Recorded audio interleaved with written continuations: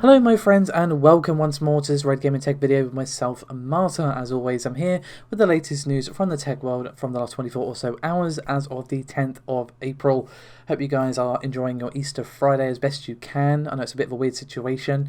Yesterday was my dad's birthday and I couldn't go see him, which was really weird, but hopefully you are enjoying yourself regardless. Anyway, we're not here to talk about that, we're here to talk about technology and nerd stuff. And we're going to start off with the Nvidia RTX 20 mobile graphics cards. So what do I have for you today? Well, we have yet another post on the computer-based forums from a Schenker XMG representative. That name must ring a bell to you guys because recently we did discuss,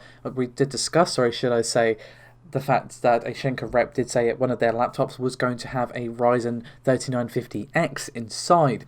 But this time they revealed that Nvidia has released new refreshed designs of the existing RTX 2060 and 2060 models.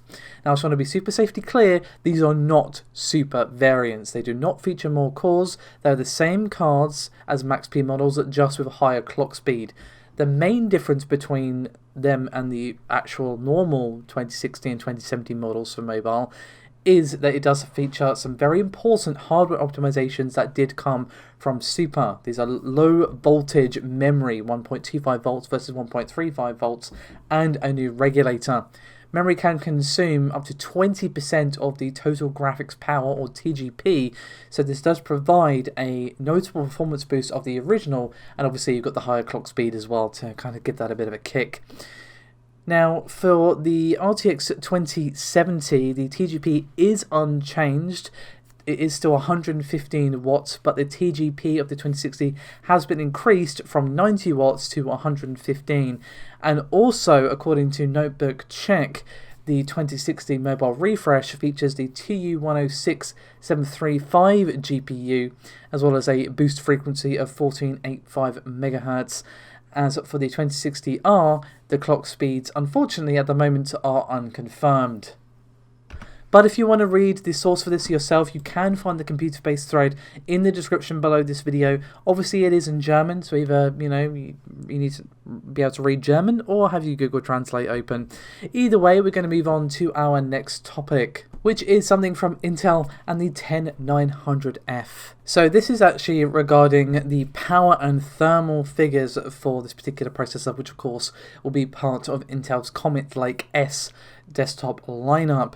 So these were posted by the Twitter user 9550pro, but they originally came from a Weibo user, Wolstein, and they are specific to the 10900F. Now, for those of you wondering what the difference is between the 10900 and the 10900F, they're basically the same, except the F variant has disabled integrated graphics, and they did this, you may recall, with the 9th gen as well.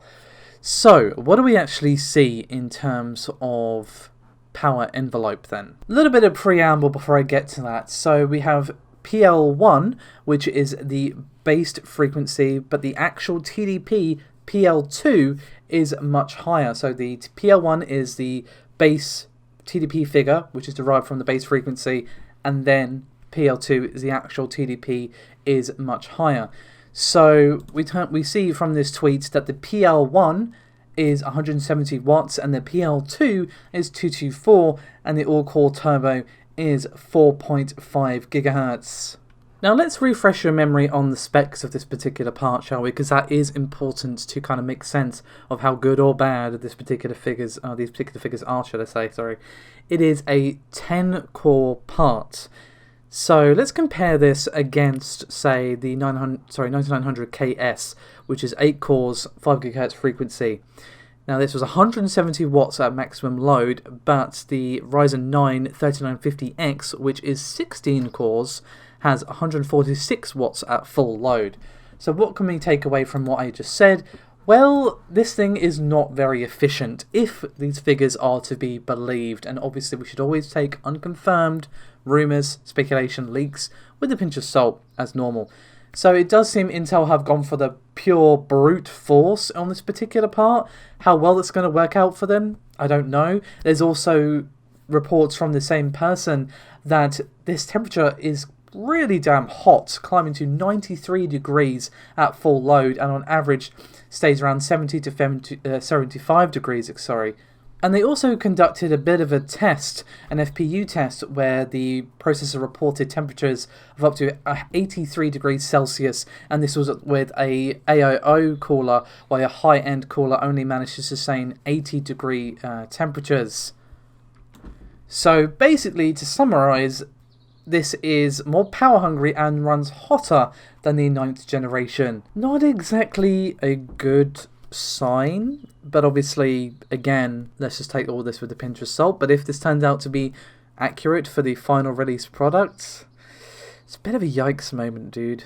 But that is not the only Intel news I have for you today. We also have a benchmark for the 10900K. And this is thanks to our good friend and very familiar face, Tom Apisak on Twitter, whose name I always feel like I'm mispronouncing. Just throwing that out there. Anyway, so the benchmark is a Geekbench benchmark. And the result we see is a single core score of 1408 and a multi-core score of 11296. We can also see the expected information regarding this: 10 cores, 20 threads, 3.7 GHz, and a max of 5 GHz, or 5.08 if you want to be specific. Once again, the benchmark will be linked in the description below this video. But let's move on from the PC side of things, shall we, to a spot of console-related news. And this time it's regarding Xbox Game Studios and some upcoming game rumours. Now, I just want to say that this is nothing concrete, but there was some rumours thanks to the insider Shinobi602. This is a name you should be very familiar with at this point. He has been the source of a lot of rumours and leaks and teasers and all sorts. So he didn't offer any concrete details for obvious reasons, but he did offer a small carrot dangling at the end of a stick about what Xbox Game Studios is working on. So he said, quote, "It's not my place to give details, and my username will be plastered on sites come morning if I did. Sorry, Shinobi. So I won't, but you won't have to wait too much longer, really. I'm incredibly excited at what's coming from Xbox. Gorgeous fantasy worlds, reboots, big sci-fi. Should be a lot of fun." So let's talk speculation on what these could be. Now, the gorgeous fantasy worlds could be anything, but could potentially be Fable. There was rumblings that Fable was going to be resurrected like a phoenix from the ashes. Reboots, potentially, there's been rumours that Microsoft actually purchased the Silent Hill franchise from Konami, so that potentially could be it. But it also could be, for example, something like Perfect Dark. That could be really cool. I'd be definitely down for playing Perfect Dark again. I had a Perfect Dark game on the N64. I can't remember which one. I haven't seen that cartridge in years. Probably lost at this point. But I would be down for playing a new Perfect Dark game. There's rumours that potentially they could have purchased Mass Effect. I don't know, that's obviously on the sort more out there end of speculation for sure. I don't know if I want to put too much thought and time into speculating on that. Just that, cool. My question would be, which studio would they give it to? Now, big sci-fi could literally be anything, to be honest. It could literally be anything. Now, these are unannounced titles, and they're probably going to be something unexpected. So I'm sure you're thinking Halo for the sci-fi, but we all know there's going to be a new Halo. That's not really a surprise. Probably talking about a new IP there, to be honest. So I would say reboot potentially could be Fable, could be Perfect Dark, the Gorgeous Fantasy could be Fable, should I say. Could also be a new RPG from a company like, say, Obsidian. They do own Obsidian. They own a lot of companies. They've been very busy purchasing studios, as I've said, ad nauseum at this point. And obviously, the sci-fi could be a new IP, or it could be something like Perfect Dark. So, again, there's literally endless possibilities as to what these could be. I'm just throwing these out there as to what I could think of as likely options. I would say Fable's a decent option, Perfect Dark is a decent option, a brand new RPG from Obsidian is also cool, and obviously we could also see new IPs on all of them except the reboot, obviously. So, hit me up with your speculation in the comments, guys. I want to hear your thoughts on what Xbox could be working on. But before you do that, final topic, Final Fantasy VII Remake. Now, don't worry, this is nothing spoilery. I haven't played it yet myself. I'm going to wait for a while because I'm still playing through Doom, just finished Resident Evil 3, so want to let Doom simmer for a bit before I move on to a new game that's going to be as time consuming as Final Fantasy VII. Anywho, so just want to say that the Final Fantasy VII Remake has not been announced for the PC, but there's definitely hints at it. So basically, there was a new trailer for the just released remake of this particular game, and in the video, Yoshinori Kitase, who was the producer, has a launch message for the game. Basically, you know, what people can expect from the game, etc, etc. Now, what he says is nothing particularly telling in this particular instance, but at the start of the trailer, there is a caption at the bottom of the screen that says that the gameplay was captured on PC. Now, this could suggest a PC version of the game, or it could just be a development build, and it could never be released to the public. But it does seem way more likely these days than it would have even a few years ago. Square have been releasing games on PC pretty crazily, should I say. Obviously, Final Fantasy 15 eventually came out for the PC, and a bunch of their old games came out on PC as well. And there's also rumours that the timed exclusivity for the Final Fantasy 7 Remake on the PS4 could be ending in April next year.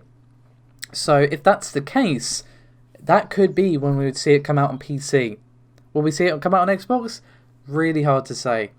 Depends obviously what deal they had with Sony. But I think if it is true that we're going to be seeing it come out on PC, that would be a sensible time window for it to happen. It would also be a year after it's come out. And we've seen this before, say for example with Microsoft and the Tomb Raider reboots, there was some timed exclusivity going on there. So it would make sense. Let me know your thoughts, guys, on everything we have discussed in this video. Hope you all have a lovely day. Enjoy your Easter weekend as best you can. Stay home, stay safe, and I'll see you next time. Bye bye.